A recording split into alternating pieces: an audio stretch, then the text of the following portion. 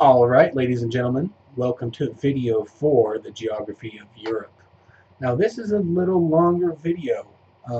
It's going to cover mountain ranges, most importantly the Urals, which separates primarily Russia from what is Asia and uh, Europe.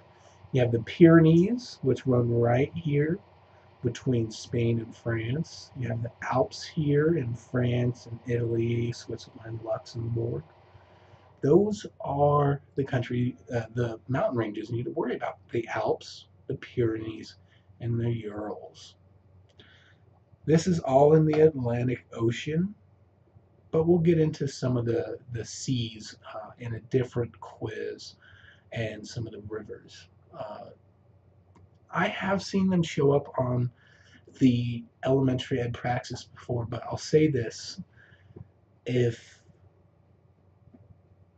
dedicating time to knowing the different seas and rivers of Europe is what you want to do, it's not a great use of your time for studying for the Praxis, so we're not going to spend too much time on it. What we are going to spend time on is identification of countries, those mountains I told you about, and we'll talk about some of the different countries and how they come up on the Praxis. So this is part 4 in my continent series, Europe. So let's go ahead and hop in and learn Europe. So like any map quiz, we start with the countries we know. We know we've got France. We know we have Russia. We have Germany. We have Italy. But let's start over here. We have Iceland, the oldest, I believe it's the oldest parliament in the country, in the world. And then we have this region called Scandinavia. Scandinavia consists of 4 countries. First we have Norway, Sweden, Finland, and then we have Denmark. After that, let's swing over here. Now we know this country, England, right? Oh, it's not called England. You put England in and it is wrong. It's called the United Kingdom. All right. And right next to that, we have Ireland. Now, you will see questions about the UK pop up and Ireland pop up because they are very familiar with the American history, right? So you'll hear maybe identification of a capital, Dublin in Ireland. Or you're definitely going to get some questions about American Revolution and the United Kingdom. All right. The Iberian Peninsula is this region right here, and that consists of Portugal and Spain. And then there's this little country in between Spain and France called Andorra. You're not going to have to worry about that country. But Portugal and Spain are big. Portugal and Spain were both part of the slave trade, the conquering the New World. So you might see those come up. All right, let's figure out how do we get through the rest of this, knowing what countries are going to pop up. Well, truthfully, you're not going to have to worry about too many of these other countries. But let's pop in and know what we know, or plug in what we know. We have Turkey over here.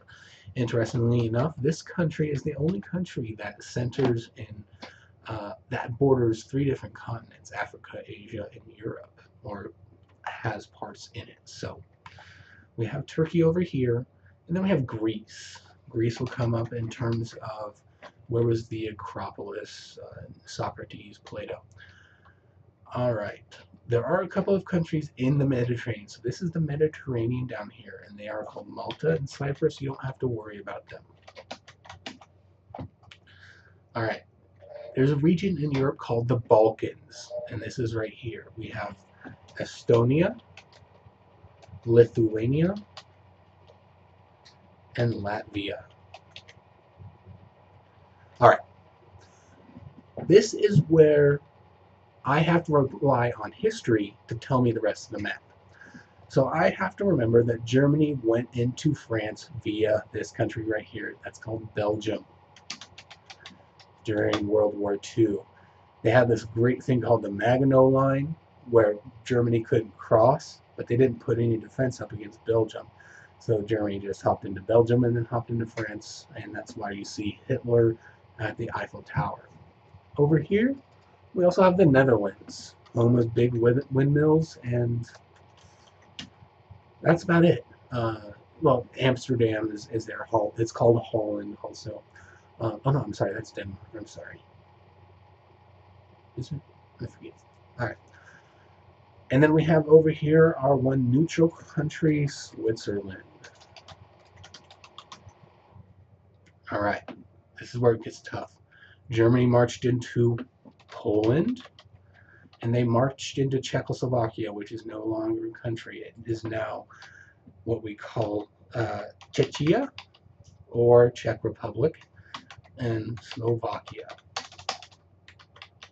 All right, it's getting trickier, folks. How do we identify these other countries? We've only got 3 minutes left. Well, over here we have a country called Belarus, and then underneath that we should have Romania. Oh, I messed up.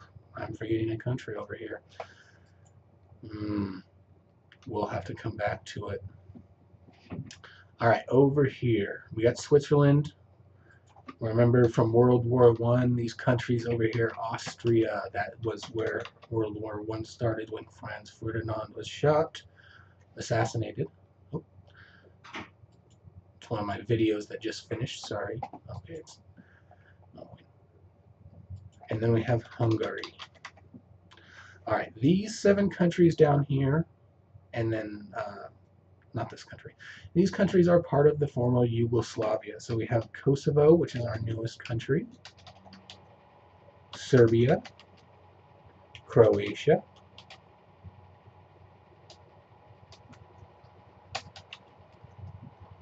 Slovenia,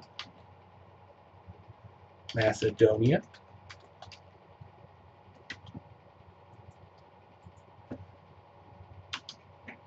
Bosnia and Herzegovina,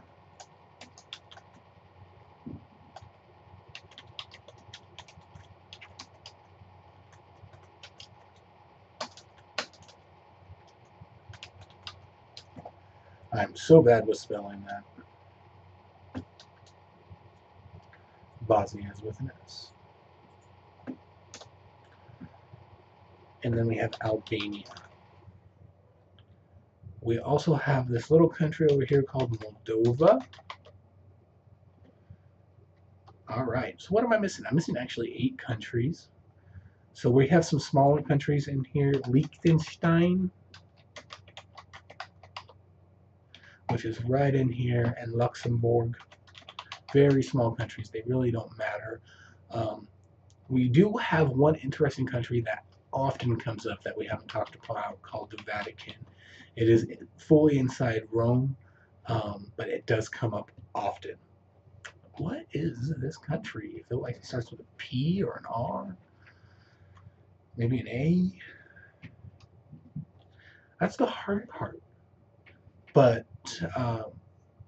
really, what this is doing is it's getting you associated with the key parts of Europe, and that's what you want. That's what you want to start thinking of and start associating.